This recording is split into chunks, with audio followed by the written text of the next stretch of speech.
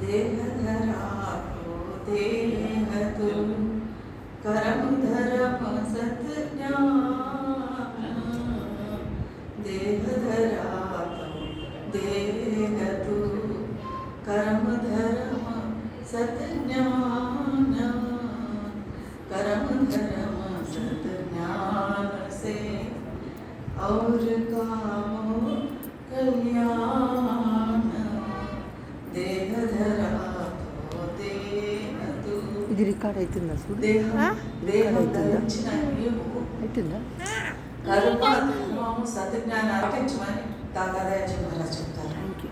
దేహం ధరించినందుకు ఏదైనా శరీరం వచ్చింది, దీని వలన ఇతరులకు ఏదో విధంగా ఉపయోగపడాలి. నా చిన్ని బొచ్చకు శ్రీరామ రక్ష అని మనమే స్వార్థం చూసుకోకుండా ఈ శరీరం వచ్చినందుకు ఎవరికో ఒకరికి ఏదో విధంగా ఉపయోగపడాలి నిస్వార్థంగా. ఈ పని చేస్తే నాకెంత లాభం, ఇది చేస్తే నాకెంత నష్టము, నేను ఎందుకు నష్టపోవాలి, ఇటువంటి ఆలోచనలు పెట్టుకోకుండా ఏదో విధంగా ఇతరులకు ఉపయోగపడేటటువంటి పనులు చేయాలి. అంతే దేహధరాతో దేహతో. నువ్వు దేహాన్ని ధరించినావు, శరీరాన్ని మనం ధరించినాం, వచ్చినాం లోకానికి. వచ్చినందుకు ఏదో ఒక పని చేసి ఏదో ఎవరికి ఏది అవసరమైతే అది. ఇప్పుడు మా ఒకరికి సహాయం కావాలంటే వాళ్ళకి ఏదో అవసరమైతే అది మన వల్ల ఎంత వీలైతే అంత సహాయం చేసేటందుకే ప్రయత్నం చేయాలి. అదే అర్థం ఇందులో. ధర్మకరం సత్యజ్ఞానం. ఈ సత్యజ్ఞానాన్ని పొందాలి. ధర్మం ఎవరి ధర్మం వాళ్ళు నిర్వర్తించాలి. మన ధర్మం, పిల్లల ధర్మం ఏంటి, పెద్దవాళ్ళ ధర్మం ఏంటిది, భార్య ధర్మం ఏంటి, భర్త ధర్మం ఏంటి, తల్లిదండ్రుల కర్తవ్యం ఏంటి, ఇవన్నీ ఎవరి బాధ్యతలు వాళ్ళు సక్రమంగా నిర్వర్తిస్తే అసలు సమస్యలు అనేవి ఉండవు. దేహధరాతో దేహతు కరమ ధరమ సత్ జ్ఞాన. ఇచ్చేసేమంటున్నాడు. ఏమి అంటే ఏదైనా మనం ఇష్టపూర్వకంగా ఎవరికైనా ఇస్తే అది పూర్వజన్మది ఏదైనా బాగా ఇచ్చేది ఉంటే అయిపోతుంది. మనం అయిష్టంగా ఇస్తే లేదా ఇది నేను ఇస్తున్నాను దీనివల్ల నాకు ఇంత లాభం దొరకాలి అని ఒక స్వార్థం పెట్టుకుంటే అది మనకు కర్మ కింద మారిపోతుంది.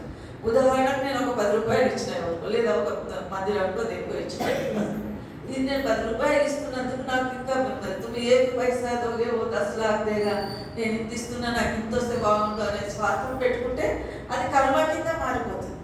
అట్లా కాకుండా నిస్వార్థంగా ఇస్తే అది పని చేస్తుంది. అదే చెప్తాడు మనలో దేహధరాతో దేహతు. మనం ఇష్టపూర్వకంగా ఇస్తే అది పూర్వజన్మ ఏదైనా ఉంటే అది సమాప్తం అయిపోతుంది. మనం ఏదైనా ఇస్తే దానివల్ల ఇతరులకు సుఖం కలగాలి, సంతోషం కలగాలి, వాళ్ళ సమస్యలు ఏమైనా ఉంటే తీరిపోవాలి. తర్వాత మనము ఇంకొక ఉదాహరణ చెప్పుకోవచ్చు. ఒక రాజుగారు ఉండేవాడు. రాజు ఆయన వేటకు పోతాడు, అడవికి వేటకు పోతాడు. రాజ్యానికి బార్డర్లో ఉండే ప్రజలు ఉంటారు కదా, వాళ్ళకు పెద్ద పుల్లు ఇప్పుడు కూడా మనం వార్తల్లో చూస్తున్నాం, పెద్ద పుల్లు వచ్చి ఊళ్ళ మీద పడుతున్నాయి. అట్లా ఊళ్ళోకి వచ్చి ప్రజలు తింటున్నాయి పెద్ద పుల్లులు అని ప్రజలు మొదలుపెట్టుకుంటే రాజు ఏం చేస్తాడు, పెద్ద పుల్లి సంహారం కోసం అడవికి పోతాడు. అడవికి వెళ్ళి ఒకడే పోడు, మంత్రులు వస్తాడు, భటులు వస్తారు, కొంతమంది సైనికులను తీసుకొని పోతాడు అడవికి. పొద్దున బయలుదేరుతారు పులి వేటకు. కొంత దూరం పోయిన తర్వాత మధ్యాహ్నం అవుతుంది, ఎండ అవుతుంది, తల ఒక దిక్కు వెళ్ళిపోతారు, ఒకరు ఇటుపోతారు, ఒకరు అటుపోతారు, ఒకరు ఇంకో దిక్కు బాణాలు తీసుకుంటారు, కత్తులు పట్టుకొని పోతారు. వెళ్ళిన తర్వాత మధ్యాహ్నం అయిపోతుంది, ఆకలి అవుతుంటుంది, దాహము, నీళ్లు కావాలి, ఏం చేయాలని అర్థం కాక సరే ఈలోగా ఇంకా కొంచెం సమయం గడుస్తుంది. కానీ ఎవరికెవరు వారు తల ఒక దిక్కు పోయారు. చివరికి ముందు రాజుగారు వస్తాడు. వచ్చేసరికి దారిలో ఒక మనిషి కూర్చొని ఉంటాడు, పెద్ద మనిషి కూర్చొని ఉంటాడు. అయితే ఈయన రాజుగారు అంటాడు, సూర్దాస్ మహారాజ్ ఇటువైపు నుంచి ఎవరైనా పోయిండ్రా అని అంటాడు. సూర్దాస్ మహారాజ్ అని అంటాడు. అంటే పెద్ద మనిషిని గౌరవించే పద్ధతి. మహారాజు ఇటు నుంచి ఎవరైనా పోయిండ్రా అని అడిగితే లేదు మహారాజా ఎవరు పోలేదు అంటాడు. సరే రాజుగారు వెళ్ళిపోతాడు. ఆ తర్వాత కొంచెం సేపటికి ఇంకో గంటకు మంత్రి వస్తాడు. అదే దారిలో మంత్రి వస్తాడు. వచ్చి సూర్దాస్ గారు ఇటు నుంచి ఎవరైనా పోయిండ్రా అని ఆయన ఏమన్నాడు, మహారాజు గారు అన్నాడు. సూర్దాస్ మహారాజ్ అన్నాడు, ఎంతో గౌరవంగా. నేను సూర్దాస్ గారు ఎవరైనా పోయిండ్రా, పర్వాలేదు, ఆయన కంటే అయితే నేను సూర్దాస్ గారు ఎవరు అంటే "ఆ, రాజుగారు పోయిండ్రు మంత్రి గారి" అంటారు. తర్వాత ఇంకో అరగంట తర్వాత ఒక భటుడు వస్తాడు, ఒక దాస్ నౌకర్ రాజభటుడు వచ్చి "ఏం రా ముసలోడు ఎవరైనా పోయిండ్రా" అని అడుగుతాడు. "ఇక్కడ నుంచి ఎవరైనా పోవడం నువ్వు చూసినావా" అని అడుగుతాడు. అనేసరికి ఎవ్వరు పోలేదురా భటుడా, ఇక్కడ నుంచి అయితే ఎవ్వరు పోలేదు అని. రాజు మంత్రి ఇద్దరు పోయిండ్రా భటుడా అని అంటాడు. రాజు మంత్రి ఇద్దరు పోయిండ్రని చెప్తాడు. తర్వాత సాయంత్రం అందరూ ఒక చోట కలుసుకుంటారు. అందరూ మళ్ళీ ఏదైతే పాయింట్ నుంచి స్టార్ట్ అయ్యారో అక్కడికి పోతారు, రాజ్యానికి పోతారు. రాజు మంత్రి భటుడు అందరూ ప్రస్తావన నేను వస్తుంది. దారిలో ఒక పెద్ద మనిషి కూర్చున్నాడు. నాకు దారిలోకి అడిగితే ఇట్లా అన్నాడు. వాళ్ళ ముగ్గురికి ఆశ్చర్యం అయిపోతుంది. అయినా సరిగా చూస్తుంది. కంటి చూపు కూడా అంతలేడు, చాలా పెద్ద మనిషి అయింది. కంటి చూపు అంతలేడు, కన్నెత్తి మనం చూడలేదు. కానీ నేను రాజును అని, ఆయన మంత్రి అని, వీడు భటుడని ఎట్లా తెలిసింది? ఇంకా రాజుగారు తలుచుకుంటే కొద్దివే ముందే తెల్లవారు మనుషులను పంపిస్తాడు. మనుషులను పంపించి ఆ పెద్ద ఆయన రాజభవనానికి సభకు పిలిపించి "నీకు ఎట్లా తెలిసింది ఆయన రాజని, ఈయన మంత్రి అని, ఆయన నౌకరని ఎట్లా తెలిసింది" అంటే "ఆ మాటను బట్టి నేను గుర్తుపట్టిన మహారాజా" అంటాడు. ఎట్లా మాట అంటే రాజు ఎట్లా సంబోధించినాడు, సూర్దాస్ మహారాజా అని ఎంతో వినయంగా, అందులోనే ఎంతో గౌరవంగా పిలుస్తున్నాడు. ఆయనగా తిండికి లేదు, పేదవాడే కావచ్చు, రోడ్డు మీదనే కూర్చోవచ్చు. అయినా సరే కానీ ఎదుటి మనిషిని ఏ విధంగా గౌరవిస్తున్నాడు ఆయన, దాన్ని బట్టి నేను గుర్తుపట్టిన ఆయన మహారాజు కాబట్టి. అంటే సోచ్ ఎంత ఉన్నత స్థాయికి మనం ఎదుగుతుంటే మన మాట కూడా అంత పాలిష్ అవుతుంది. తక్కువ స్థాయిలో ఉన్న వాళ్ళకు తక్కువ మాటలే వస్తాయి. వాడు బండ గుర్తులు తిట్టుకుంటుంటారు ఒకరొకరు, మనం చూస్తుంటాం. ఇళ్ళలో కూడా తిట్టుకోవడం చూస్తుంటాం. అవి ఎందుకు తిడుతున్నారు? ఆ స్థాయి, అంత స్థాయి. ఆ గుణం పోతే ఎక్కడికి? పుట్టుకతో వచ్చిన గుణము పుట్టుకలతో కానీ పోదంటారు. అంటే మన మాట మధ్య మంత్రి ఉన్నాడు, మధ్య రకంగా మాట్లాడాడు ఆయన. భటుడు తక్కువ ఏమ్రా అదిరా ఇదిరా అని ఒక నీచ అవతల వ్యక్తిని గౌరవించకుండా మాట్లాడాడు. దీన్ని ఒక మాట తీరును బట్టి నేను గుర్తుపట్టిన మహారాజా అంటే విషయం ఏంటి? మనం ఎవరితో మాట్లాడితే मीठी वाणी बोलो मुख से, दाता दयाल जी शब्द है, मीठी वाणी बोलो मुख से मन रहे निर्मल शुद्ध शरीर. అందుకనే ఎవరితో మాట్లాడుతుంటే హార్ష్గా అవతల వాళ్ళ మనసును నొప్పించేలాగా మాట్లాడద్దు. ఎవరికైనా ఇచ్చేదానికి ప్రయత్నం చేయాలి. ఎంతసేపు మనం తీసుకొని ఇంకొకటి ఏదైనా అన్యాయంగా తీసుకోవద్దు. ఎవరి దగ్గర నుంచి అన్యాయమైన సంపాదన, అవతల వాళ్ళ సంపాదన ఎటువంటిది, అందులో మనం భాగస్వాములం కాకూడదు.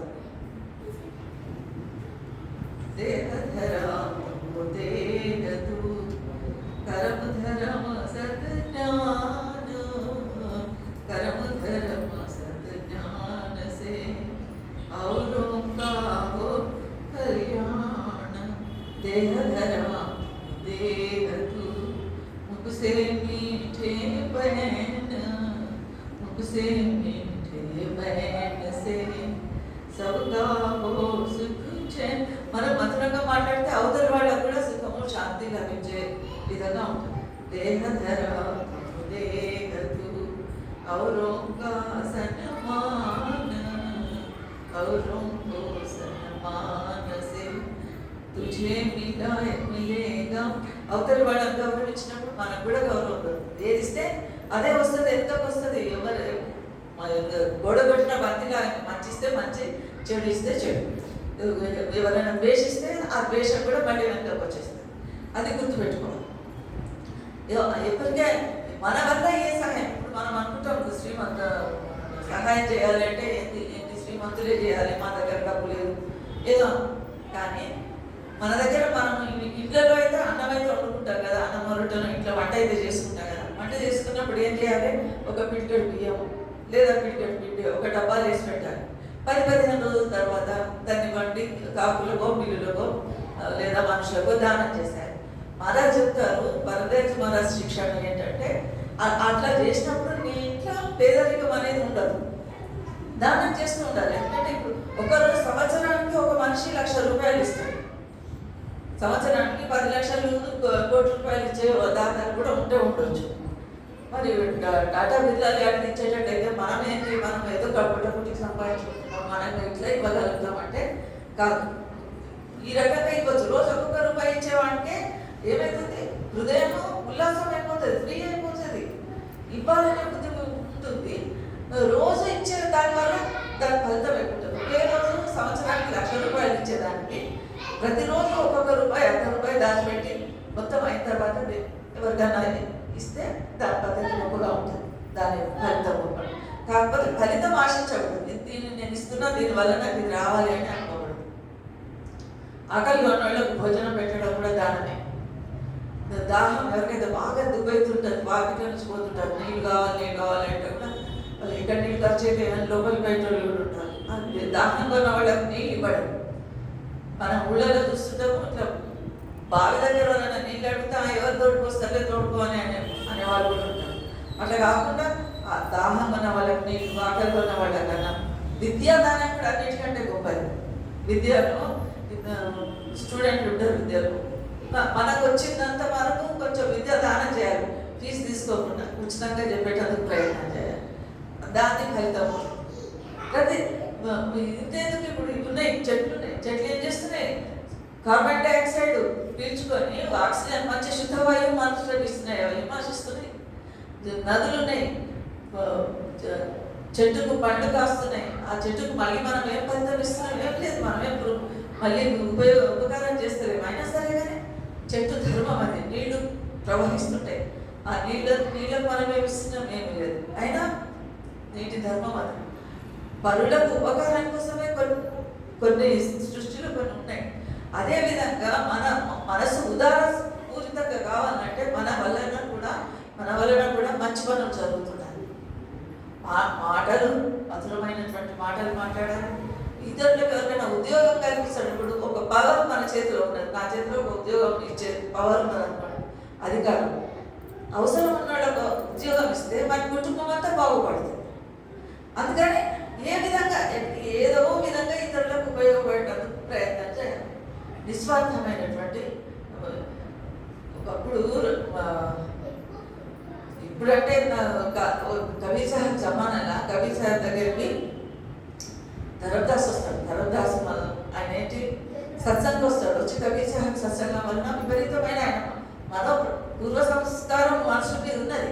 దానివల్ల ఆయన కబీర్ సాహెబ్ వచనాలు ఆయన ఆ జమానాలో 700 ఏళ్ల క్రితము ఆయనంత సమానమైనటువంటి శ్రీమంతుడు వారణాసిలో లేడు. అంతటి శ్రీమంతుడు ధరమ్దాస్.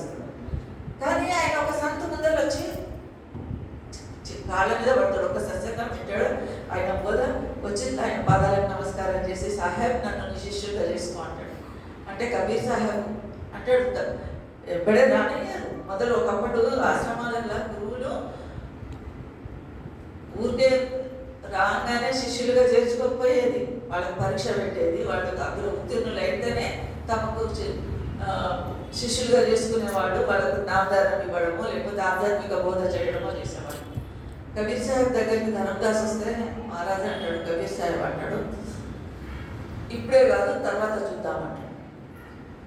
ఒకసారి మళ్ళీ ఇంకోసారి మధురకు పోతారు ఇద్దరు. ఎందుకో కబీర్ సాహెబ్ పోతుంటే పర్యటించే గురువు ఆయన అబ్దాలీ సంత్, కుతుబ్ సంత్, అబ్దాలీ సంత్ అంటారు. కుతుబ్ సంత్ అంటే ఒక చోటనే ఉంటారు. కుతుబ్ సంత్ అక్కడ నుంచి తన జ్ఞానభిక్ష పెడుతుంటాడు, ఆధ్యాత్మిక బోధ చేస్తుంటాడు. కావలసిన వాళ్ళు అక్కడికి పోతారు, లాభం పొందుతారు. అబ్దాలీ సంత్ ఏం చేస్తాడు, తను కూర్చున్న దగ్గర చెప్తాడు, అన్ని చోట్ల కూడా పర్యటన చేసి అందరికీ తన సంపర్కంలోకి వచ్చిన వాళ్ళకి జ్ఞానబోధ చేస్తాడు. దీనికి ఉదాహరణ దాతా దయాల్జీ, పరం దయాల్జీ, కబీర్ సాహెబ్, వీళ్ళంతా అబ్దాలీ సంత్. కుతుబ్ సంత్ అంటే ఒకే చోట ఉంటాడు. స్వామీజీ మహారాజ్ అక్కడనే ఉంటాడు. తన దగ్గరికి ఎవరైనా వస్తే జ్ఞానబోధ చేస్తాడు, పరమాత్మ పోయిస్తాడు. లేకపోతే అది కబీర్ సాహెబ్ ఒకసారి మధురకు పోతాడు. అక్కడికి ఈయన కూడా వస్తాడు, అనుకోకుండా వస్తాడు. ఈయన ధరమ్దాస్ వచ్చి మళ్ళీ అడుగుతాడు, సాహెబ్ నాకు జ్ఞానభిక్ష పెట్టు, నన్ను నీ శిష్యులుగా చేసుకో. లేదు ఇప్పుడు ఇంతటికి సమయం రాలేదంటాడు. ఆయన వెళ్ళిపోతాడు. కొంచెం నిరాశ పడతాడు. అంత శ్రీమంతుడు, ఆయన ఒక గీత గీస్తే దాటకుండా ఉండే కాలం అది. అందరూ తన మాట వింటారు.